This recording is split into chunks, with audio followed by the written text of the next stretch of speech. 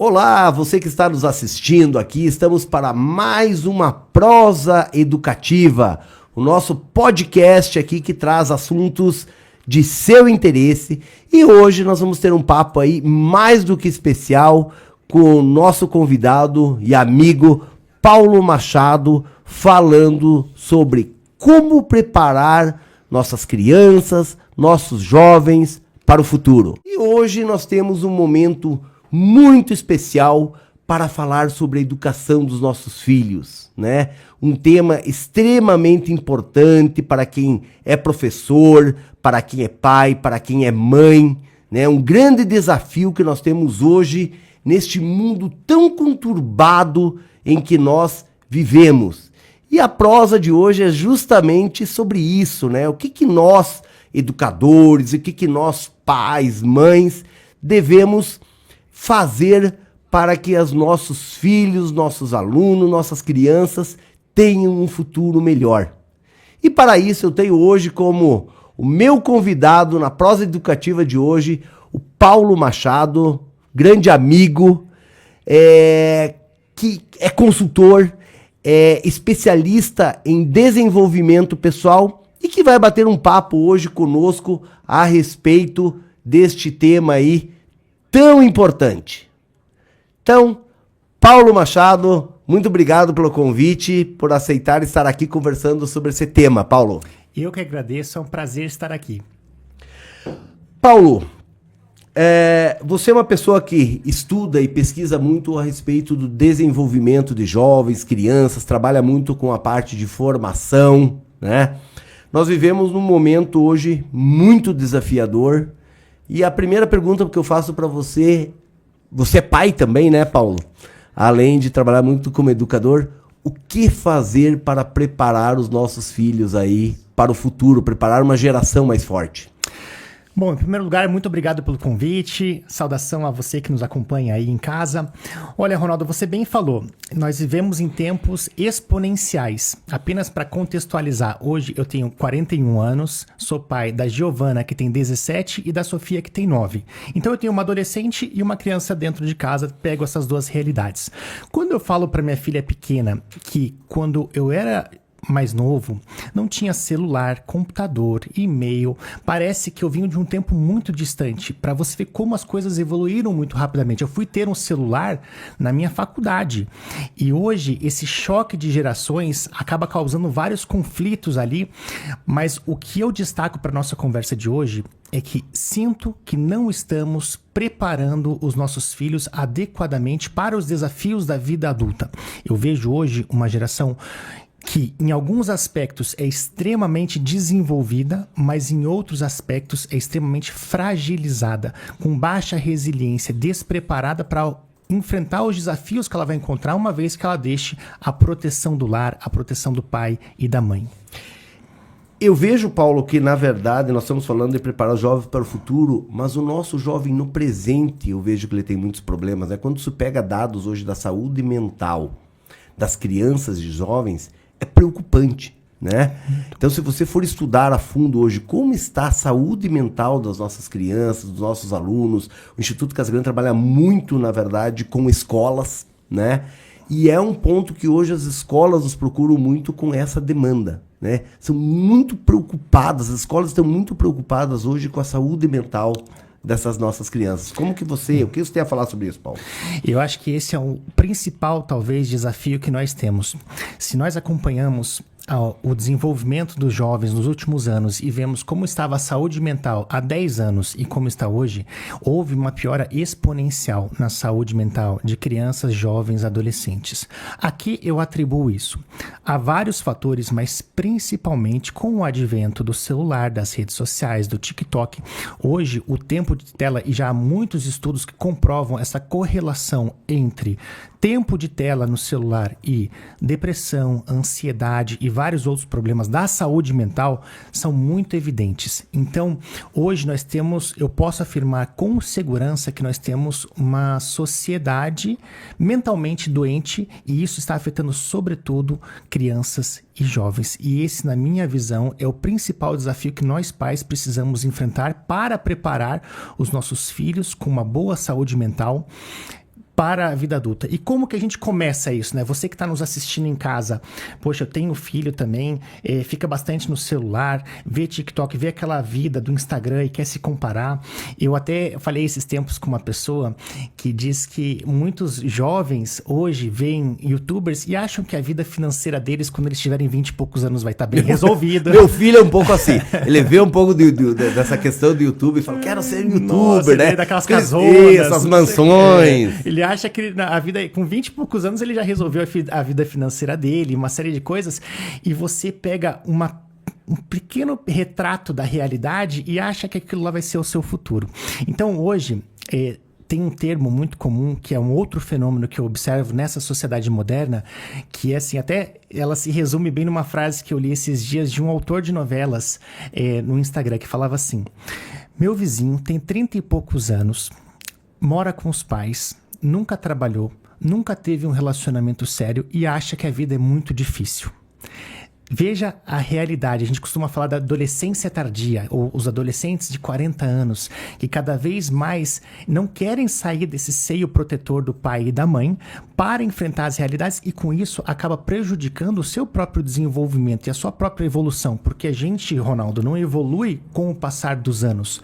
A gente evolui com certos marcos na nossa vida. Não quer dizer que todos tenham que seguir esse caminho, mas eu, por exemplo, eu passei por um salto de evolução quando eu fui morar fora. Daí depois, quando eu comecei a pagar minhas próprias contas. Depois, quando eu casei e precisei saber conviver a dois. Depois, quando eu fui pai. Então, a gente vai tendo esses marcos que fazem com que a gente evolua. E se você não tem isso, e você está com 40 anos, 30 anos, vivendo ainda como você era quando era adolescente, você passa a ser uma pessoa que é muito abaixo daquilo que você realmente poderia ser. E isso é um grave problema. Inclusive, aí entra a responsabilidade de nós pais. O Issam Itiba, já educador já falecido, dizia assim: pais que não disciplinam seus filhos terão de sustentá-los por toda a vida. E hoje o que eu vejo é a falta de um pulso mais firme na família, dos pais e das mães, para disciplinarem mais seus filhos, ensinarem a ter limites, entender que as coisas não são recompensas instantâneas o tempo todo e que você tem que lutar para merecer as coisas. Então, isso daí de medalha para todo mundo, sabe? Cedo ou tarde, ele vai sair dessa abóboda de proteção e vai encarar a dura realidade da vida. E se não estiver preparado, vai sofrer muito. Porque eu falo assim, o papel dos pais é dar amor, carinho e proteção, mas é também preparar os filhos para a sua vida adulta quando eles terão de caminhar com as próprias pernas. E na tua opinião,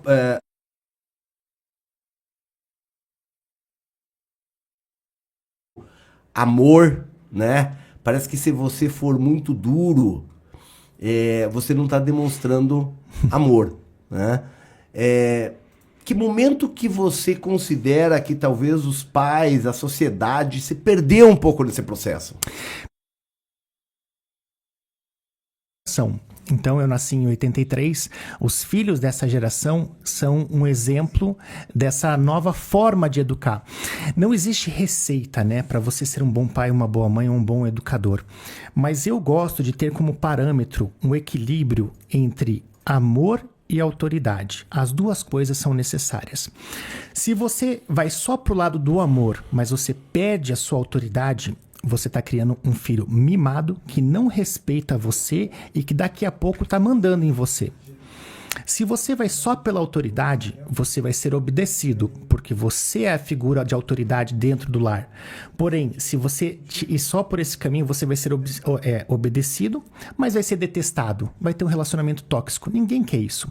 Então, o nosso grande desafio é navegar entre amor e autoridade. Eu vejo casos, Renato, de crianças puxando o cabelo da mãe porque ela não quer levar na festa.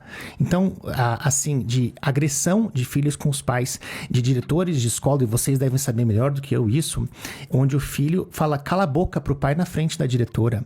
Então, esse negócio de também só amor, eu vi até um absurdo, um casal nos Estados Unidos também, e lá o negócio tá mais ainda, que eles criam o filho com total liberdade. A criança tem acho que 1, 2 anos, dorme a hora que quer, come o que quer, se quiser tomar refrigerante, toma, esse estilo. Olha o pequeno monstrinho que está se formando aqui, e a conta sempre chega. Então, que nós pais tenhamos a sabedoria e o discernimento de quando usar mais a mão do amor, mais a mão da autoridade.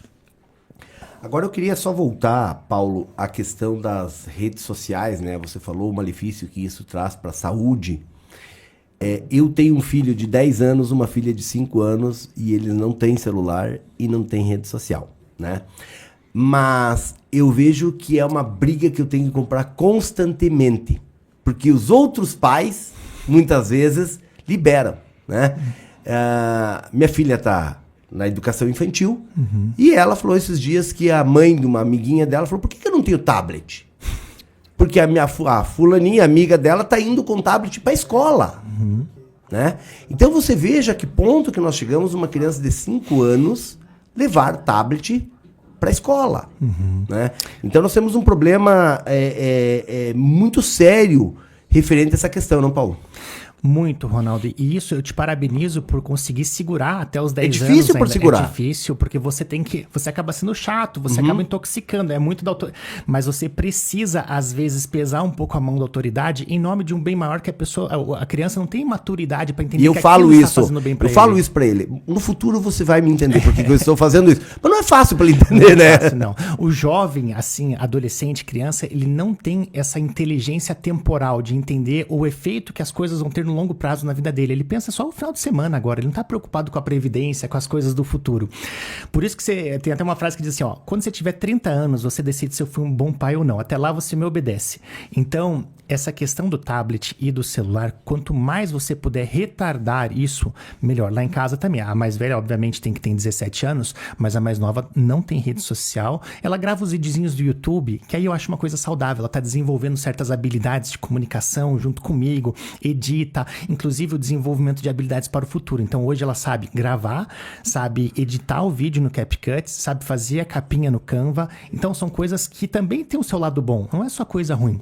A questão é impor limites e sabe, o primeiro passo vem pelo exemplo dos próprios pais. Como você vai cobrar o seu filho de não ir para o celular, pro banheiro com o celular se você faz, de não usar celular na mesa se você usa.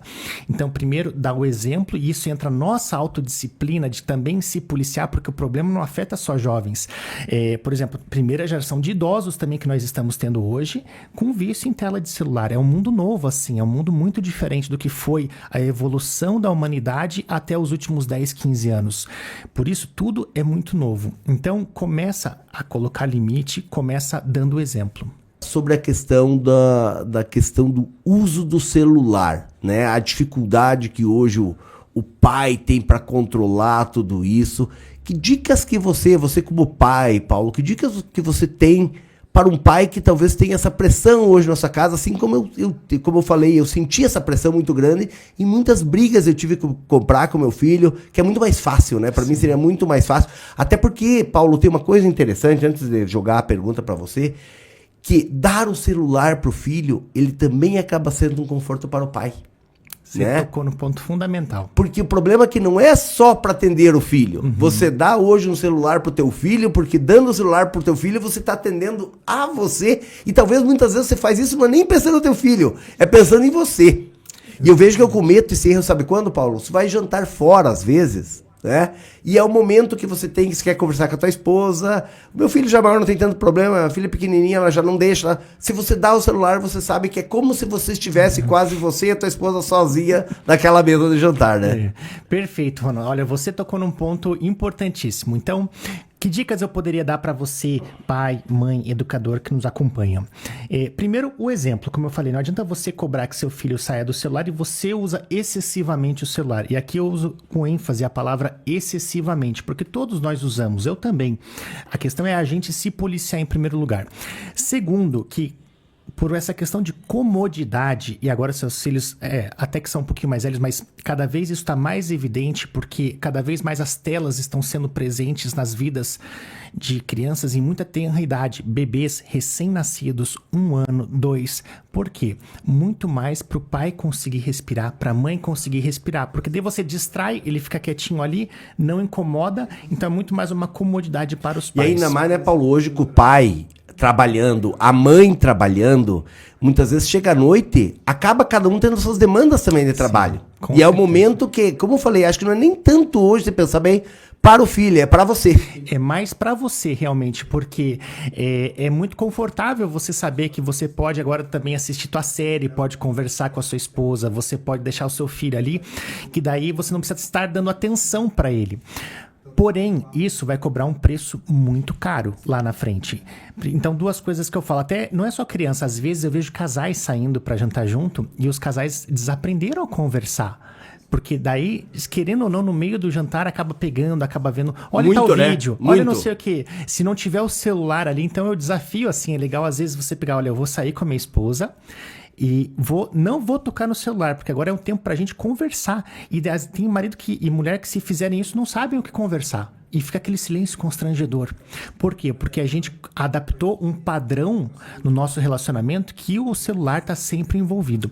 E em relação às crianças, realmente é difícil hoje você sair com uma criança de 5 anos num restaurante e em nenhum momento ela vai pegar, porque chega uma hora que o mundo que a gente vive hoje é diferente. Então eu não sou radical também, olha, tem que tirar, não pode ter tela, mas a gente tem que ter um discernimento, porque essa comodidade que você teve lá na infância, deixando o seu filho ficar colado com a cara na tela para você poder fazer suas coisas, vai cobrar um preço muito caro na sua saúde mental futura e também vai cobrar muito caro para os pais que foram ausentes ou displicentes. Por isso eu digo, sempre quando você tirar o celular, ofereça algo para você fazer.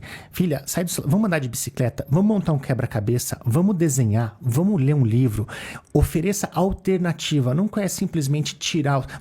Não vai ter o celular, mas vamos jogar bola, sabe? Pra gente voltar a ter mais essas situações, brincadeiras que eram mais saudáveis. Eu era da geração que andava de bicicleta, jogava bola na rua, sentava no meio-fio. Hoje em dia, isso desapareceu.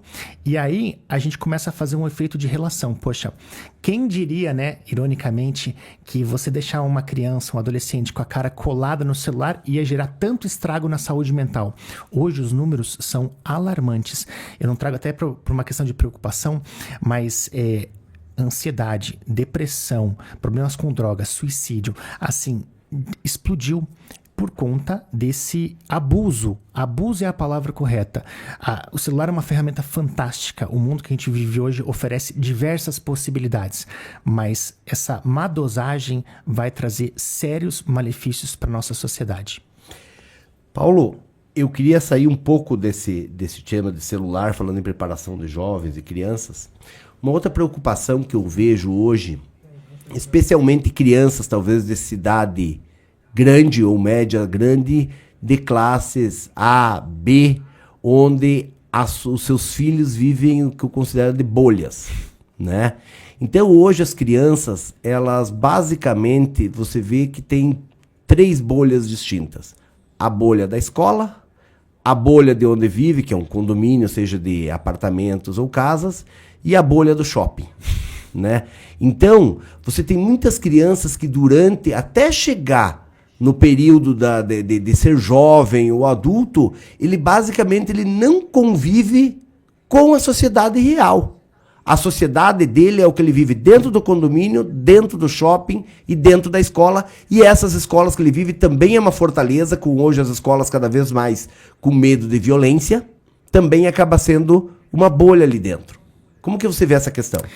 E o pior, Ronaldo, é que elas acreditam que esse pequeno retrato é o que é o mundo fora dessa bolha. E quando eles se deparam e entendem que o mundo não é você ir para restaurante toda hora, fazer viagem internacional, você ter esse nível de conforto, acaba gerando um choque muito grande. Então, é mais uma vez a omissão dos pais, porque é nosso dever também apresentar a realidade de acordo com o discernimento da criança, mostrar que a vida não é um colégio internacional, um condomínio de alto padrão, um shopping onde você pode comprar as coisas, mas que a realidade fora disso é muito dura. E que se eles quiserem manter esse padrão no futuro, eles vão ter que se esforçar muito. O que eu mais vejo, Ronaldo, é assim, pais que falaram, eu tive uma infância muito difícil, Por isso, eu quero dar tudo pro meu Aliás, filho. muito você vê isso, Muito, né? Tive uma infância muito difícil, não quero que o meu filho passe pelos sofrimentos que eu passei, então eu vou dar tudo para ele. Só que você se esquece que foi justamente o atravessar por esse sofrimento que fez você se fortalecer para conseguir conquistar várias coisas na sua vida. E se seu filho recebe tudo de mão beijada, não é exposto à dificuldade, à frustração, à derrota, você vai criar uma criança que tem baixa resiliência, tem baixa tolerância à frustração. E isso que acaba gerando ansiedade, depressão. Na primeira contrariedade que a criança enfrenta fora dessas 3 bolhas, ela desaba. E aí a gente falhou no nosso papel de pai e de mãe para fortalecer também nossos filhos, criar uma casca e colocá-los diante também dessa outra, até para eles poderem valorizar. Porque como é que uma criança vai valorizar tudo isso que ela tem de alto padrão se ela não é exposta ao contraste? A gente valoriza pelo contraste. Se esse aqui é o padrão que ela tem, já é a base, então ela vai querer sempre mais ali e vai se frustrar nas piores coisas. Agora, quando você entende, não, olha do outro lado o que acontece, olha como é que é a vida no geral mesmo. Você acaba ensinando o seu filho a valorizar e a ser grato pelas coisas que ele tem. E eu vejo essa questão de colocar a criança ao contraditório. Eu percebo que muitos pais, colegas meus, até tentam fazer esse tipo de coisa, mas quando a criança vai, quando ele não convive diariamente e ele vai pontualmente... Eu vou dar um exemplo. Às vezes você pega as crianças de classe A, classe B, que tem um poder aquisitivo melhor, no dia das crianças vão pegar os brinquedos que já não usam mais, brinquedos usados, e vão levar numa favela, alguma coisa assim. Mas eu vejo que isso não basta, porque ele não convive com a pessoa. Ele vai lá, acha bonito, mas para ele descola daquela realidade, né? Então por isso que eu considero, Paulo, muitas vezes... Quem mora em cidade pequena, que tem o convívio na sociedade, ele não está preso numa bolha onde ele mora. Então, primeiro, hoje uma cidade pequena, você não tem muitas vezes condomínio, ele convive na rua ainda, né? Ele não tem o shopping, ou seja, também convive na rua. Então eu vejo que quem mora em cidade pequena ainda talvez tenha uma vantagem nesse sentido. E quem estuda em escolas onde você tem uma vulnerabilidade social, ele ajuda a criar essa resiliência. Para quem não sabe, quem é resiliência é a casca grossa, né, que a gente fala. É o cara levar pancada, na verdade, e tá firme. E não criando essa geração de cristal que muitas vezes a gente cria, né, Paulo? Flocos de neve, também tem alguns, a geração mimimi, que realmente, se ela tem como padrão só os colegas de condomínio e de colégio, ele acaba vendo o que ele não tem. Poxa, eu já tenho um excelente carro, mas o do vizinho é melhor ainda. Em vez de valorizar o que ele tem, acaba... Antigamente, lembra que um guarda-roupa dava para a família inteira. Hoje em dia, você tem um closet e você acha que é pouco. Então, esse consumismo, essa falta de noção da realidade...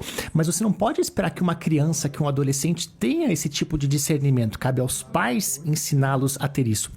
E isso que você mencionou, eu acho muito legal. No Natal, no Dia das Crianças, na Páscoa, fazer alguma ação de doação, de caridade, voluntariado, que já é muito raro, viu, Ronaldo? Porque você fala assim, mas são pouquíssimos que fazem. E ainda assim, é legal você mostrar isso, que a criança volta mais assim, mas é interessante que seja mais frequente, que você tenha uma causa, que você exponha. Muitas vezes, Ronaldo, até você que está nos assistindo aqui, você... tomar consciência de que você é muito mais rico do que você imagina, uma vez que você é exposto a uma realidade mais dura de pessoas que passam por muitas necessidades, é o melhor presente que você pode dar para o seu filho.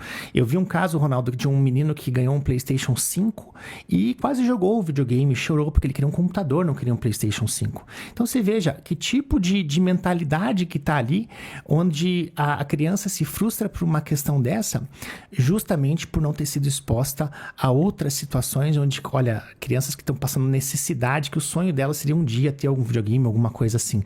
Então, cabe a nós pais educarmos os nossos filhos para saberem a valorizar. Porque partindo deles é muito difícil, não tem a maturidade para isso. É interessante essa questão. Minha esposa é professora universitária, veterinária, e ela trabalha, contando para mim que ela deu uma prova de anatomia para os seus alunos que logo chegaram do ensino superior. E pós a prova, claro, você sabe que sai do ensino médio e vai para o ensino superior, tem um baque, né? É outro tipo de cobrança. E eu lembro que ela falou que muitos alunos foram maus. E vários alunos tiveram se internados porque não conseguiram lidar com uma nota baixa. Imagina. Veja bem, olha a que ponto que nós chegamos da resiliência, que uma nota baixa faz a pessoa, na verdade, cair. A esse ponto. Olha, até eu sei que o nosso tempo aqui ele tá restrito, mas eu quero encerrar esse pedaço aqui falando o seguinte. Tem um livro muito bom, Segredos da Mente Milionária, que ele fala assim: se teu nível de disciplina, caráter e determinação é 2 e você enfrenta um problema nível 5, esse problema ele é intransponível, ele é muito maior que você desaba. Mas se você trabalha em si mesmo, se desenvolve, cresce e se torna nível 8, o mesmo problema que antes te derrubava, hoje não te afeta mais. E se você vai além e se torna nível 10, o melhor, você busca a excelência constantemente da pessoa que você pode ser, aquilo nem sequer é um problema. E hoje nós estamos gerando filhos com nível 1, 2, onde o menor dos problemas já desaba, uma nota baixa. O que é uma nota baixa diante das dificuldades que ele ainda vai enfrentar na vida? E se acontece isso, é porque nós, pais, falhamos. Vamos falar um pouco agora das competências que são necessárias para essa criança, para esse jovem se dar bem nesse mercado de trabalho que a gente não sabe nem bem qual vai ser, né? Nós estamos num período aí de profundas mudanças, mas você que trabalha aí com o desenvolvimento de jovens, Paulo, o que você considera, quais são as competências primordiais que deverão ser desenvolvidas num jovem hoje para que nós tentemos acertar esse alvo que a gente não sabe bem onde que vai estar no futuro? Olha, esse assunto é muito gostoso para mim, Ronaldo, porque, você veja, eu falei no início que nós estamos vivendo tempos exponenciais, que nunca houve uma mudança tão rápida na sociedade em tão pouco tempo, e com o advento da inteligência artificial, essa exponencialidade tende a se acentuar ainda mais. Então, é muito difícil você prever como vai estar o mercado de trabalho daqui a 5, 10 anos.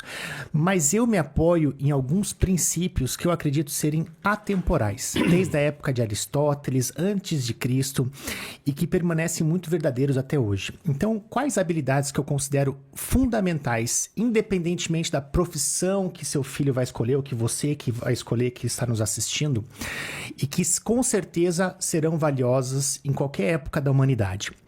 Uma delas, que eu acredito ser a mãe de todas as outras, é o próprio desenvolvimento pessoal. O que é o desenvolvimento pessoal? É a sua capacidade de evoluir conscientemente rumo à melhor pessoa que você é capaz de ser em todos os sentidos. Ou seja, é a sua capacidade de estar em constante evolução e uma evolução consciente, desenvolvendo novas habilidades, aprendendo novos conteúdos, corrigindo suas fraquezas, seus pontos fracos. Então, esse para mim é o principal. Você tem que estar sempre nessa permanência de busca pela evolução. O que acontece muito com as pessoas, elas estagnam num platô. Você vê, tem até uma historinha, Ronaldo, que diz assim: 2 executivos chegaram no restaurante para almoçar e foram recepcionados por um garçom. Muito simpático. O garçom saudou os dois e, orgulhoso, falou para um deles: o senhor sabia que eu trabalho aqui nesse restaurante há 15 anos? Eu tenho 15 anos de experiência como garçom. Ele falou, o executivo olhou para ele, para não ser indelicado, parabenizou o garçom, mas assim que ele virou as costas, ele comentou com o seu colega: esse garçom, ele acredita ter 15 anos de experiência, quando na verdade o que ele tem é 1 ano de experiência e 14 anos de repetição. Ou seja, essa é a grande armadilha. Pessoas que trabalham com vendas, com medicina, com arquitetura, com advocacia, que evoluem, mas por caírem no automatismo, e a gente vive de um modo automático a nossa vida, dificilmente a gente para refletir profundamente sobre aquilo que a gente quer, o futuro que a gente quer construir. Então a gente vive mais gerido por demandas externas e no modo automático. E aí a gente cai nessa grande armadilha de evoluir, atingir um platô, que a gente chama que é um nível de estagnação, permanece numa repetição inconstante. O tempo passa e a gente não evolui. Como eu falei no início da entrevista, a gente não evolui com o passar dos anos. A gente evolui com a superação de certos marcos que acontecem na nossa vida. Então você que está nos assistindo, se você sente que você está há muito tempo estagnado, seja pessoal ou profissionalmente, Tente identificar qual mudança estrutural você precisa gerar para iniciar um novo ciclo de crescimento. A nossa vida se dá em ciclos de crescimento e ela não é perene. Um exemplo que eu costumo utilizar, um barbeiro que corta o cabelo do mesmo jeito há 30 anos, se ele estivesse evoluindo, se a nossa evolução fosse automática com o passar do tempo, com 30 anos de prática, ele seria o Da Vinci da barbearia. O corte dele seria muito superior do que era 30 anos atrás. Mas não é o que a gente observa na realidade. O corte dele é muito parecido com o que ele fazia. Por quê? Caiu no automatismo, repete todos os dias aquilo que já sabe, não se desafia, não sofre um desconforto, não encara novos desafios, é paralisado pelo medo, fica naquele mundinho e não evolui. Então, o primeiro ponto que eu destacaria é essa questão de desenvolvimento pessoal. Um outro ponto é a questão do autoconhecimento. Como nós temos um baixo nível de autoconhecimento, as pessoas, em geral, não conhecem características intrínsecas da sua personalidade, não conhecem quais são os seus talentos naturais e como desenvolvê-los. Aliás, Peter Drucker, pai da administração moderna, dizia o seguinte: o mundo, Ronaldo, que o seu filho vai enfrentar, que nós enfrentamos, o mundo em geral, ele é extremamente competitivo. Essa é a realidade. Não adianta você querer florear as coisas. O mundo é competitivo. E você só vai ter sucesso nesse mercado tão competitivo se você for capaz de estar entre os melhores naquilo que você faz. No top 10%, 15%, 20%, depende do tamanho da sua ambição. Mas o sucesso é reservado para aqueles que estão no topo daquilo que você faz. E Peter Drucker afirmava que só existe uma forma de você chegar no topo, que é tendo como ponto de partida os seus talentos naturais, desenvolvendo aquilo que você já tem uma aptidão natural, que você nasceu com isso, você não escolheu, e concentrar os seus esforços no desenvolvimento dessas habilidades específicas. Porque ele dizia, de que adianta você gastar muito tempo tentando corrigir algo que você não tem aptidão, para com muito esforço sair de ruim para medíocre, quando você pode canalizar essa mesma quantidade de esforço e energia para aquilo que você já tem uma facilidade natural e sair de bom rumo à excelência. O grande problema é que as pessoas não têm consciência de quais são esses talentos naturais que elas possuem e por isso deixam de canalizar seus esforços neles e acabam se contentando com a mediocridade. Eu acho que essa questão, Paulo, de nós não fortalecermos esses nossos pontos fortes e talvez buscarmos trabalhar às vezes com o ponto fraco, também é uma própria questão de modelo de escola, né?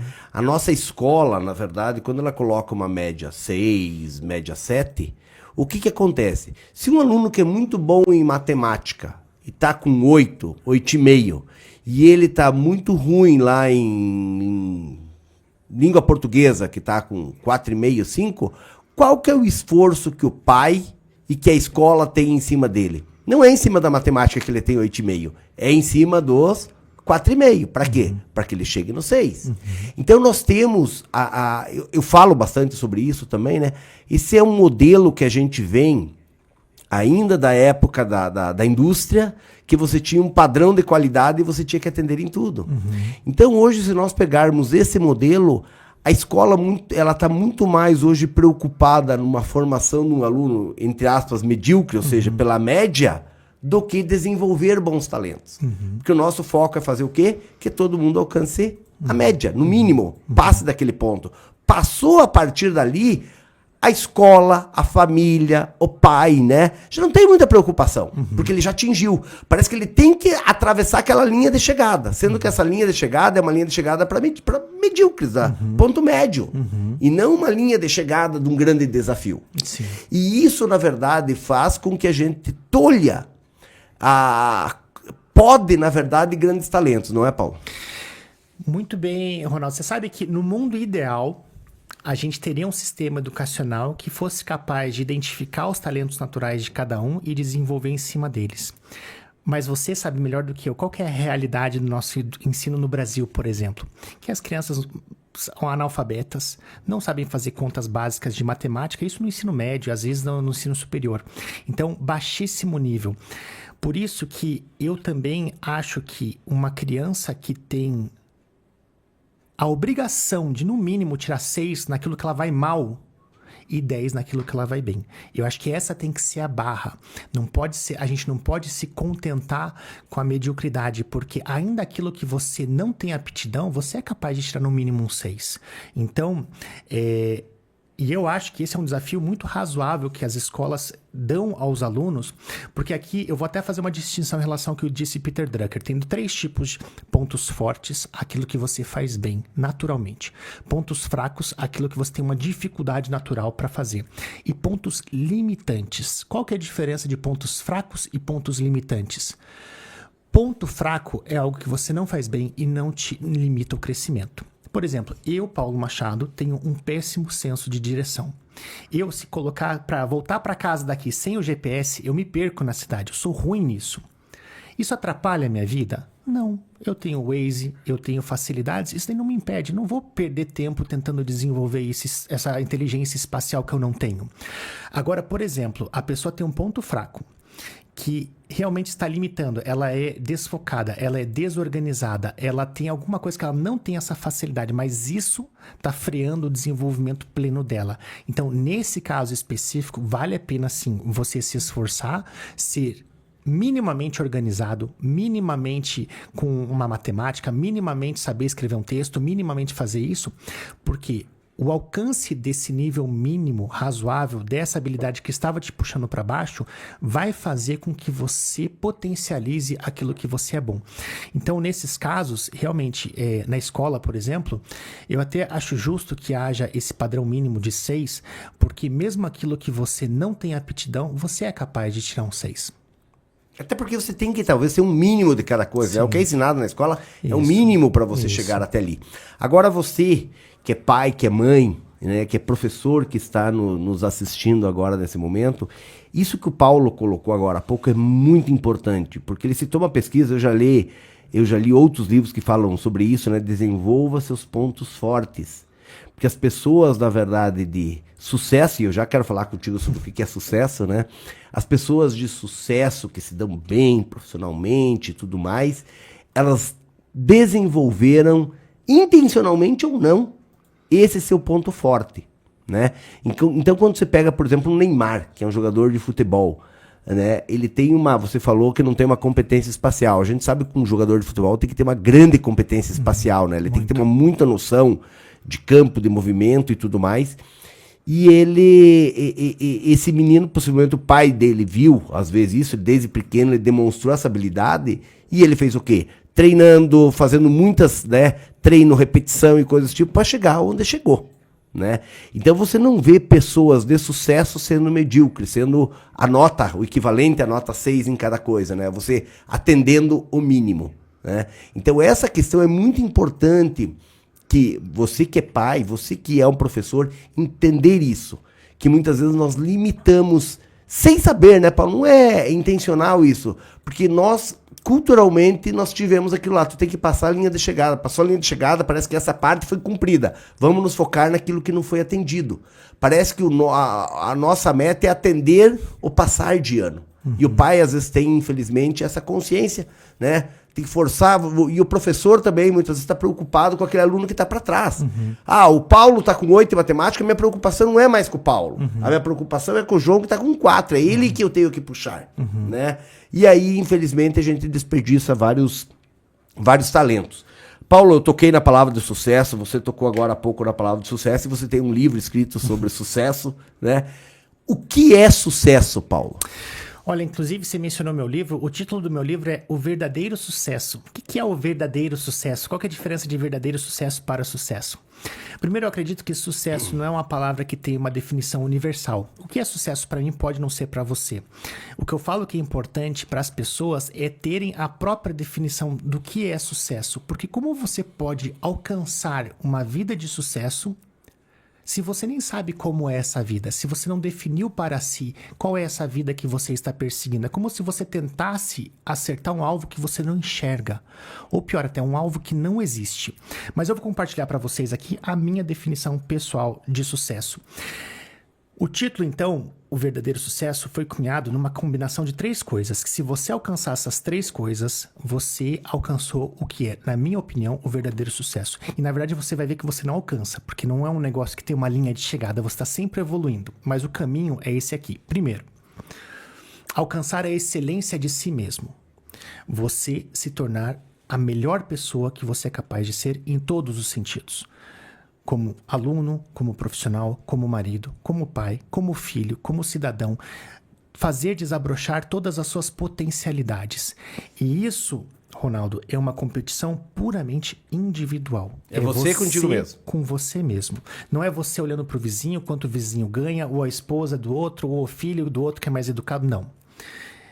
É a sua versão atual em relação à melhor versão que você pode ser. Você concorda que todos nós temos diferentes versões que moram dentro de nós? Tem a minha versão, por exemplo, preguiçosa, a minha versão que não se desenvolveu, a minha versão motivada. Então, nós temos várias possibilidades e caminhos dentro da nossa própria essência.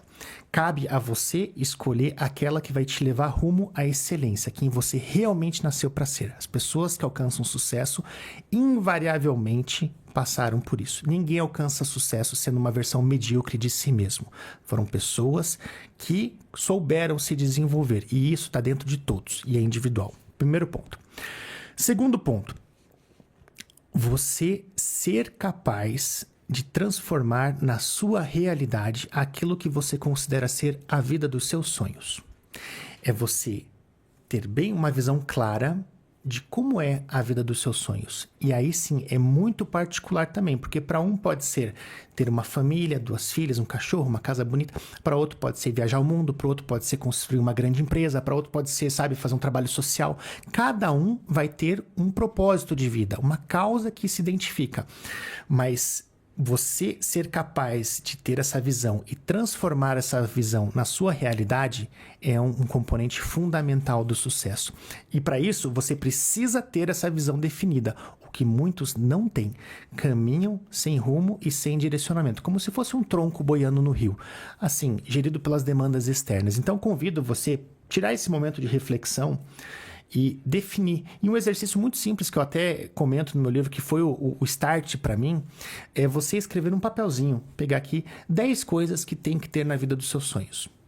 Onde é que você mora, como é que é a tua família, quanto você ganha, as coisas que você faz, a tua rotina. Escreve, visualiza. A partir disso, você vai ter, digamos, um indício de um direcionamento. E a última coisa aí é quando você não pensa só em si mesmo, você transcende. A terceira coisa é você ser capaz de contribuir significativamente para o mundo ao seu redor. A gente vive num mundo onde há muitas necessidades, há muitas pessoas precisando de algo. Então, por exemplo, quando você faz o Instituto Casagrande, é muito maior que o Ronaldo, que o Renato. Vocês estão contribuindo para a causa da educação. As pessoas perguntam, poxa, como é que eu acho o meu propósito? Eu costumo dizer assim, o propósito de todos é evoluir, é alcançar essa excelência. Mas o propósito individual de cada um tem muito a ver com a combinação dos seus talentos, aquilo que você pode contribuir mais, e também a causa que toca o seu coração. E mesmo assim, poxa, educação. Educação é uma causa genérica, tem várias formas que vocês podem contribuir na educação. No caso do Instituto Casagrande, talvez o foco no início tenha sido mais, vamos capacitar mais o gestor educacional, daí depois os professores, porque vocês sabem que esse trabalho vai multiplicar em milhões de alunos. E veja, aí sim vocês estão ganhando uma grande, agora com a Associação Amélia, ou seja, estão tendo uma causa que vai além de vocês mesmos. Então, se você alcançar essas 3 coisas, você alcançou o que é, na minha concepção, uma vida de sucesso. Alcançou o verdadeiro sucesso. E Paulo, já que nós estamos falando aí sobre como desenvolver nossas crianças, novos jovens para o futuro, e nós falamos o sucesso quase como sendo alvo, né? Porque antigamente o que era sucesso? E isso foi trabalhado também erroneamente, eu acho, na nossa cabeça, né? Os pais, especialmente antigamente, que sofreram muito, o sucesso era o quê? Ter um bom emprego, a estabilidade, mesmo que esse emprego, nunca o meu pai falou, por exemplo, assim, ó, busque um emprego, mas um emprego ou um trabalho que você goste. Não, busque um emprego Eu lembro que se falava muito no passado, né, passar em concurso. Ninguém estava preocupado se aquele tipo de trabalho fazia bem para você ou não. Ele estava olhando se aquilo lá ia te dar um bom rendimento. Ou se era condizente com os seus talentos. Ou era condizente com os seus talentos. Então não existia uma preocupação de sucesso da tua felicidade, né? O teu sucesso estava se você era um profissional bem sucedido, se a sociedade te via com respeito pelo o que você alcançou e se você tivesse alcançado dinheiro, né? Então é um conceito que foi trabalhado erroneamente e quantas pessoas que a gente vê até hoje infelizes em seu trabalho porque buscaram esse tipo de sucesso, né? E você está trazendo um conceito diferente de sucesso aqui. Você acha que esse papel que você colocou em 3 pilares do sucesso, de quem é essa obrigação? Ou que momento que isso tem que ser trabalhado com esse jovem? É ele? É o pai? A família? A escola? Eu acho que é uma combinação de esforços, mas a responsabilidade sempre vai ser do indivíduo. Ninguém vai perseguir o sucesso por você. Teu pai não pode vender o sucesso para você. As pessoas podem criar oportunidades, facilitar, mas é uma busca íntima e intransferível. Você pode contratar o melhor personal trainer e na melhor esteira, na melhor academia do mundo. Quem tem que correr na esteira é você. Ninguém pode fazer isso por você. E essa questão que você mencionou, realmente, às vezes você ficava infeliz, escravo de uma carreira que não te satisfazia por muito tempo por ter sido direcionado erroneamente para isso. Só que aí a gente vive num tempo de extremos também. Daí tem o jovem muito idealizador, que acha que ele é bom em poesia ou grafite e acha que vai conseguir criar uma carreira de sucesso em torno disso. E pode ser que aconteça, mas muitas vezes esses jovens são muito sonhadores de uma maneira ingênua, não aquele sonhador bonito.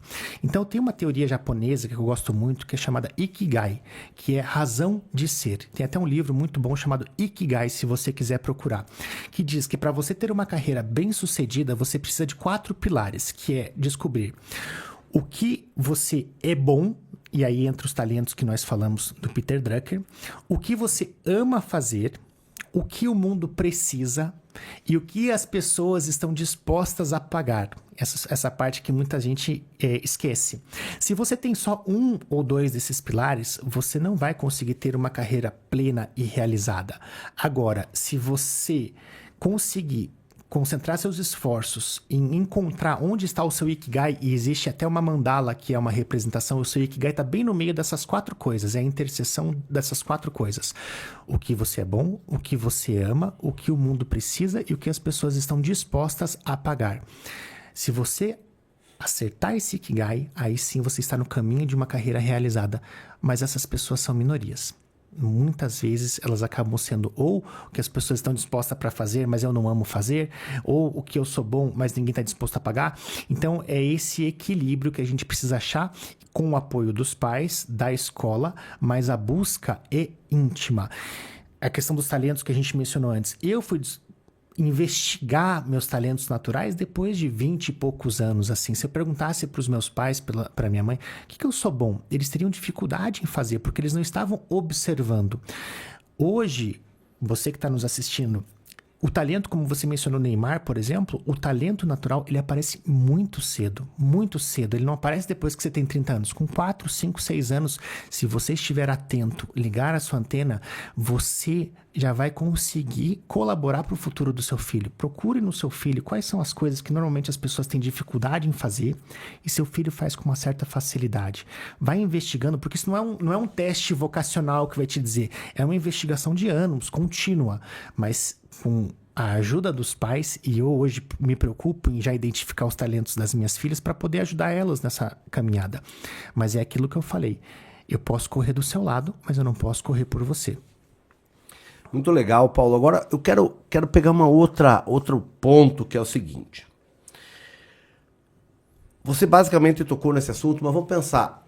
Hoje, se nós pegarmos a inteligência humana, né, nós podemos separar em 2 grandes vertentes, que seria a inteligência cognitiva e a inteligência emocional, né?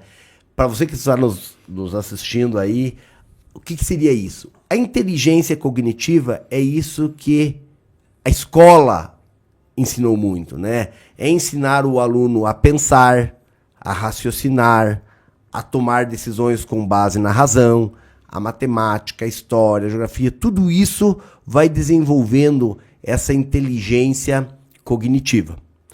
Por um outro lado, nós temos a questão da inteligência emocional, que você falou um pouco quando você falou em autoconhecimento, né?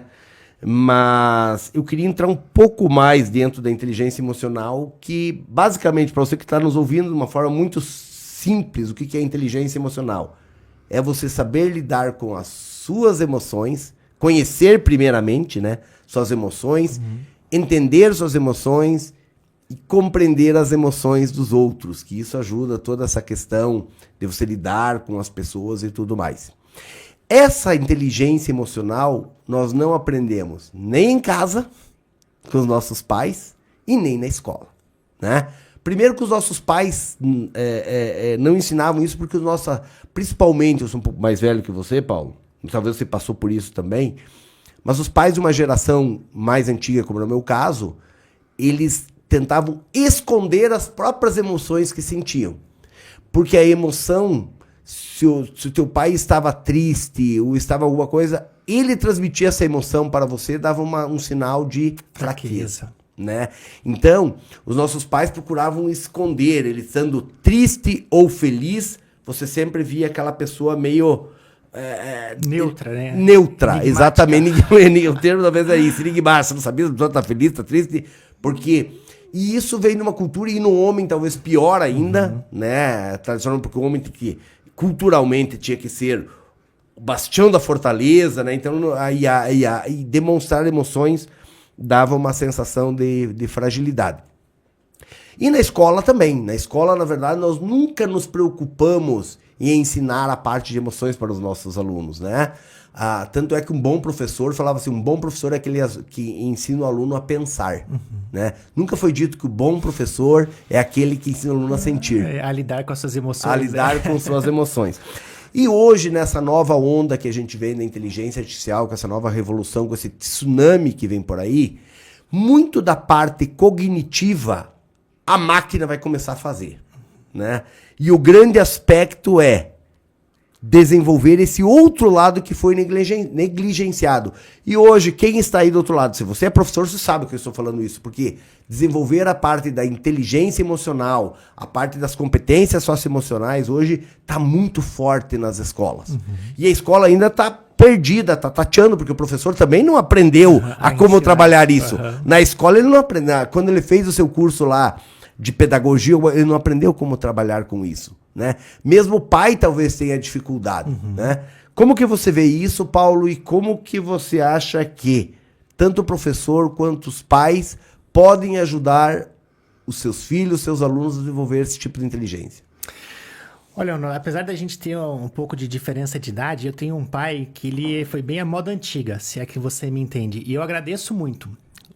Só tenho carinho e gratidão e amor pelo meu pai, por essa educação mais rígida que ele me deu, porque isso me tornou mais forte para a vida.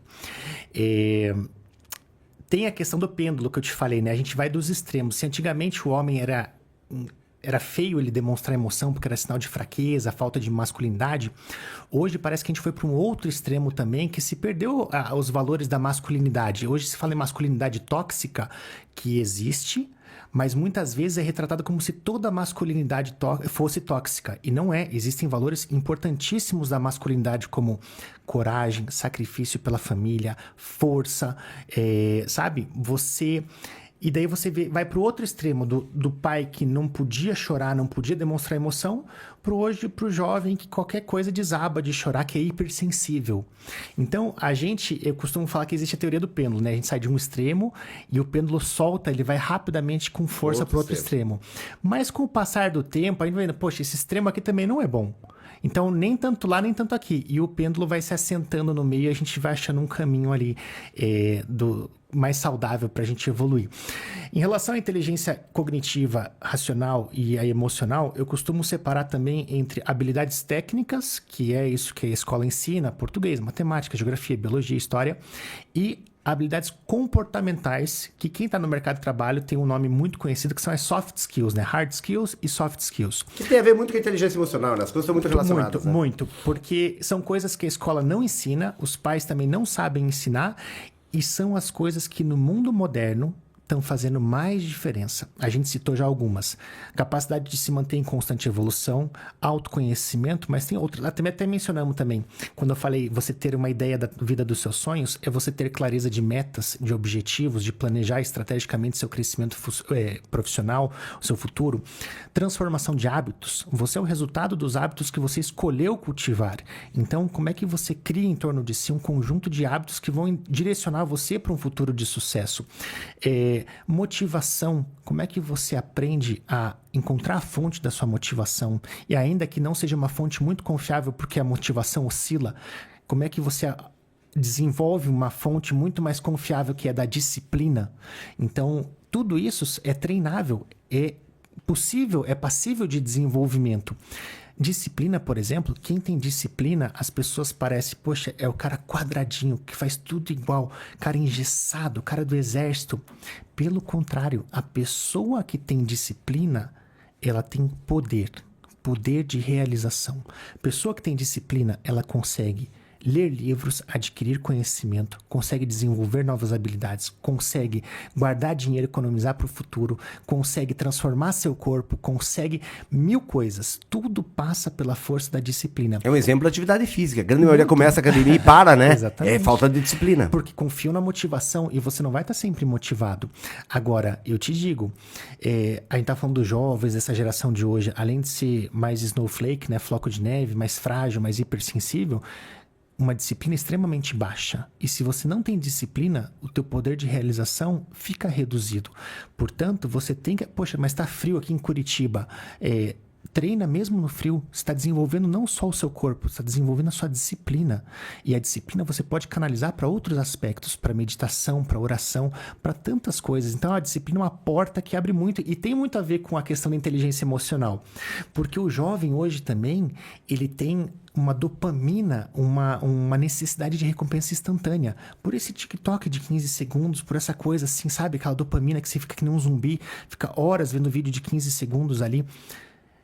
E esquece que não é assim que funciona. As coisas para você conquistar... O mundo não é 100% de prazer, 100% do tempo. Não é o teu ex agora, né? O teu Instagram. Então, sem a disciplina, as pessoas querem alcançar, querem o prêmio, querem a medalha, querem o troféu, mas não querem passar pelo processo que leva até isso. Até o Cristiano Ronaldo estava dando uma entrevista, agora ele está na Arábia Saudita, para uma rede de lá, e eles perguntaram, poxa, tem tanta gente que queria ser como você, né? E ele responde, realmente, mas você sabe, eu pego assim, tá bom, você quer ser que nem eu?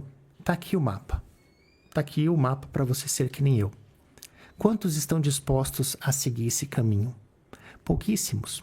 Então, uma das coisas também que é papel dos pais e dos educadores, ensinar para os filhos que as coisas têm que ser merecidas, que existe um processo, que existem trocas intertemporais. Eu vou abrir mão de um prazer instantâneo agora em nome de um prazer futuro e a gente vive exatamente o contrário, né? A gente parcela em não sei quantas vezes porque você quer ter o negócio agora mesmo sem poder pagar. Você come o doce que te dá vontade agora porque sem querer pensar em como é que você vai estar depois.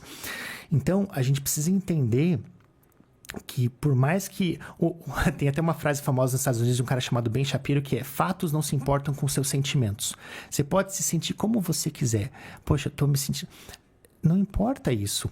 Claro, a gente tem que ter a sensibilidade do lado emocional das pessoas, mas as pessoas precisam entender. Você quer ser bem-sucedido? Não é fácil, você vai ter que abrir mão de várias coisas. Não existe um caminho assim onde todo mundo ganha uma medalha. Esse é um pouco da minha crítica também. Você cria essa realidade de inclusão que é muito válida, realmente porque tem grupos vulneráveis e precisam ser incluídos, mas mais uma vez, o exagero. Daí todo mundo ganha medalha, daí todo mundo... Vai chegar uma hora que não vai funcionar mais isso. Então, é um desafio muito grande e é papel dos pais, educadores, treinar isso nas crianças. Porque se você acostuma uma criança à recompensa instantânea, a obter tudo sem esforço, a não ouvir o não, e você estabelece esse padrão ao longo de anos, Como é que você vai pedir, cobrar esse jovem depois que ele tem uma outra forma de mentalidade se você programou a mente dele para pensar dessa maneira? Por isso que eu digo, essa conta de você ter o conforto momentâneo no seu jantar e deixar teu filho excessivamente no tablet, no celular, vai custar muito caro lá na frente. Paulo, voltando aqui à questão da inteligência emocional, hoje existe inclusive uma máxima que fala o seguinte, né? As pessoas são contratadas pelas habilidades técnicas e demitidas pelas habilidades comportamentais, né? Hoje talvez está mudando um pouco esse processo, porque cada vez mais nos processos de seleção, especialmente em organizações maiores, hoje já se verifica problemas de falta de inteligência emocional já na porta de entrada da empresa, né? Mas as empresas menores, às vezes, querem bem isso. Ah, eu vou contratar um design. Escuta, você sabe mexer com software tal, com isso, com isso? Ah, sei. Faz um teste pra mim. Faz um teste pra mim. Nossa, tá bonito, tá, vou te contratar. Aí o cara entra e briga com o colega do lado, pressiona um pouco o cara, já reclama, já chora, já espana, né? Daí depois você fala, putz, não vai dar, esse cara não vai dar pra... Não vai dar certo. E aí você demite. Então isso é uma realidade que a gente percebe muito. E outra questão que eu acho interessante, Paulo, antes de nós fecharmos a nossa conversa, quantas pessoas que a gente via que quando eu era criança, ou adolescente, assim, tu via aquelas pessoas que falavam, pô, o cara sempre foi mal na escola, era preguiçoso, era vadio, e hoje o cara, pô, tá bem sucedido, tá com um belo emprego, tá feliz, tá tudo, e você fala, como que esse cara chegou nisso? Pô, o cara era péssimo na escola, e como que ele chegou aonde chegou, né? E você fala, mas é sorte, né? O cara tem a sorte, porque como que ele conseguiu? E hoje você vê que não, né? Hoje você vê que o quê? O cara poderia não ir bem, talvez, daquelas disciplinas da escola, mas talvez ele tinha uma baita de uma inteligência emocional, sabia lidar muito bem com pessoas, uma pessoa muito bem articulada, muito bem relacionada, resiliente, como você falou, com disciplina, né? E isso fez a pessoa chegar lá, né? Então, isso responde talvez muito daquelas questões que hoje você vê, que vê que a escola, na verdade, é uma parte, né? E a escola talvez hoje começa, Paulo, a discutir a educação integral, né? Que é o quê? Não preparar esse aluno somente para a parte das habilidades técnicas, da parte cognitiva, e sim também da parte emocional. Mas é o início de uma caminhada que nós estamos começando. Hoje, com o avanço também, né, Paulo, da neurociência, isso daí vem ajudando muito a todas essas... a entender um pouco mais todo esse processo. Então, eu acredito que nos próximos anos nós vamos conseguir, seja você pai, professor, entender um pouco mais dessa questão de possibilitar esse desenvolvimento integral dos nossos filhos, dos nossos jovens, porque o mundo que vem pela frente, né, Paulo, é um mundo muito desafiador, né? É um mundo... Hoje você fala do trabalho gig, né, que é... Muito do que é o modelo do Uber que a gente vê hoje é um modelo de instabilidade, dá uma flexibilidade, sem flexibilidade do trabalho, mas gera instabilidade. A questão de você não ter uma previdência, você tem que cuidar da tua previdência, até porque nós sabemos que hoje a população está envelhecendo, né, cada vez menos jovem, ou seja, daqui 20, 30 anos a carga para o jovem vai ser muito mais pesado para sustentar uma massa de pessoas mais velhas. E nós vamos estar lá, espero, né, Paulo? Sendo sustentado por essa... Sustentou, né? Sustentou. Agora... Só que a nossa carga talvez era menor, né? Era menor. Eu vejo hoje o meu filho, que está com 10, com 5 anos, eu imagino que para eles a carga vai ser muito mais pesada. Então eu vejo o contrassenso que nós vivemos. Nós temos uma geração mais fraca, sendo que eles vão ter uma carga mais pesada aí pela frente, né, Paulo? Olha, foram vários pontos que você levantou muito interessantes aqui para a gente chegar nessa reta final do nosso papo. Primeiro deles, eu não sei até que ponto é papel da escola essa educação, claro que ela, mas não pode gerar a impressão de que os pais se omitem desse papel de desenvolver. Com certeza. Porque daí é muito fácil você jogar Delegar. a responsabilidade para a E escola. hoje se faz muito isso, né? Muito. E não é papel da escola. Ainda é mais papel da com a família. escola hoje de tempo integral, que muitas Sim. escolas estão se transformando. Hoje o pai já faz isso de meio período. Quando as escolas agora estão fazendo todo um processo, muitas delas, para ser transformado de meio período para período integral, o pai pode olhar cada vez mais isso. Agora a escola que assuma a sua responsabilidade. Isso aqui eu até sugiro como pauta para vocês eventualmente, até que ponto é papel da escola e o que é papel dos pais, da família, o que é papel do indivíduo, o que é papel da escola, essas 3 categorias que você mencionou, porque você veja, a escola já tem uma dificuldade enorme em passar as habilidades técnicas. Você vê o nosso índice do PISA, já é uma prova que, poxa, a gente não tá nem Não tá conseguindo fazer isso. Nem o técnico, quanto mais fazer essa parte emocional, que é mais difícil ainda, é delicada. Mas, ao mesmo tempo, pode ser que essa parte emocional, uma vez que seja aplicada também bem pela escola integrada, melhore a parte cognitiva. Então, é uma discussão muito interessante de se ter. Em relação tá custando caro para as empresas contratar, daí ver que tem que demitir pelo comportamento, daí tem que contratar outro, daí erra de novo. Isso sai muito caro para as empresas. Por isso que eles estão aperfeiçoando os processos seletivos para detectar toda essa parte comportamental. Que adianta você ser um excelente designer, mas você não cumpre prazo, você não tem responsabilidade, você espana fácil, você é muito sensível. Uma habilidade importante para o dia de hoje que tem a ver com disciplina. Ser produtivo, saber ser produtivo em home office. Pensa o quão valiosa é essa habilidade hoje, onde cada vez mais tem pessoas, só que as pessoas não conseguem ser produtivas trabalhando em casa. E se você desenvolve isso, você passa a ter um diferencial. Mas eu vi um caso também agora nos Estados Unidos, mas deve ter aqui também, de entrevistas de emprego. O jovem vai lá para fazer entrevista de emprego, mas quer que os pais acompanhem para assistir a entrevista e responder junto. Você veja o nível de dependência. Mas a empresa aceita isso? Aceita porque é uma trend que está acontecendo e daí os pais acompanham o filho para entrevista de emprego. Você veja o nível de dependência, assim, como o cordão umbilical se estendeu demais nesses casos. E é isso que a gente está criando. Porque você vai poupando eles de desafios, eles vão ficando em casa até os 30, 40 anos, não estão preparados para viver longe dos pais, estão querendo que os pais acompanhem até na entrevista de emprego. Em relação àquele aluno que, poxa, o cara tirava uma nota baixa e hoje o cara é vice-presidente da empresa, não sei o quê. Porque às vezes ele realmente não tinha motivação para estudar, não enxergava um propósito ali, ou tinha baixa habilidade técnica em determinadas matérias, mas de repente o cara era um baita de um vendedor. O cara senta para conversar com você, o cara vende um negócio assim, poxa, o cara é super bem relacionado, o cara era popular, o cara tem um network preciosíssimo, o cara conecta pessoas, gera os negócios ali, enriquece. Então, para a gente entender que não é só a nota alta em português e matemática, que é importante, pois é a base, que vai garantir o seu sucesso. Não é passar numa federal, não é tirar nota alta no boletim. Vai muito além disso.